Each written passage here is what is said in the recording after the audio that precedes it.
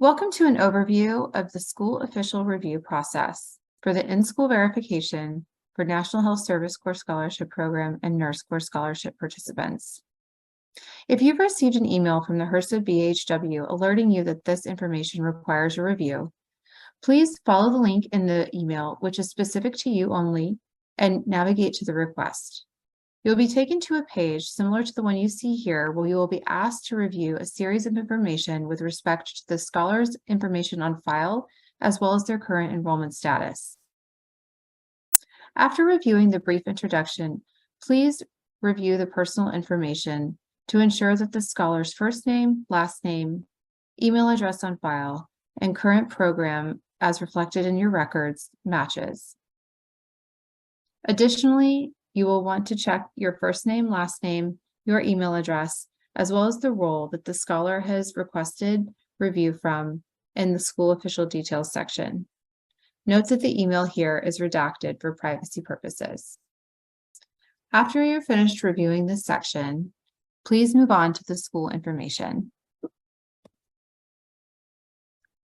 In the school information section, you will need to review that the school name and current address on file is correct. If there is any discrepancy between the school name and the address listed, please return this to the scholar for correction. We will walk through how to do this in a below step. Once you've verified that the school information is correct, please proceed to the enrollment information, where you will see a series of questions that the scholar has dynamically been given based on their answers to previous questions, as well as the information that they have put with respect to their completing coursework status, the start and end dates of their term, as well as their enrollment status with respect to full or part-time, as according to the definitions of the program, and if they are repeating any coursework or academic probation for the term. Note that this is just an example, and you may see similar dynamic questions here and their content based on whether or not a scholar is receiving no term credit due to a lack of term enrollment for a winter or a summer break, all the way until an other term enrollment for an extenuating circumstance that perhaps has not been processed through a formal leave of absence or withdrawal process. It will be especially important to provide supporting optional documentation for some of these edge case scenarios where a scholar is not currently enrolled in school. Once reviewing the enrollment information card, please proceed to the program information card, where you'll be asked to verify that the discipline, specialty, degree program, program start and end date, as well as the current most recent expected graduation date for the scholar is. Additionally, you will see a program link reflected for the program that the scholar is currently enrolled, as well as the year in their academic program.